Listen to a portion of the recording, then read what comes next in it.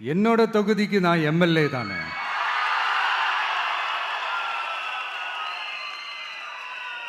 என் வீட்டுக்கு நான் புள்ள தானே. அப்படித்தான் பெரம்பூர், திருச்சி கிழக்கு தொகுதிகள் எனக்கு எப்பவுமே கொஞ்சம் கூடுதல் ஸ்பெஷலானதா இருக்கும். அதனால என்னோட தொகுதிக்கு மாசம் மாசம் ஒரு தடவை நான் கண்டிப்பா வருவேன்.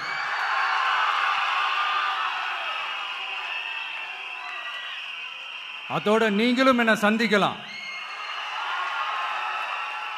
என்னமோ ரொம்ப கஷ்டம் அப்படின்லாம் நினைச்சிடாதீங்க, ரொம்ப ஈஸியா சந்திக்கலாம்.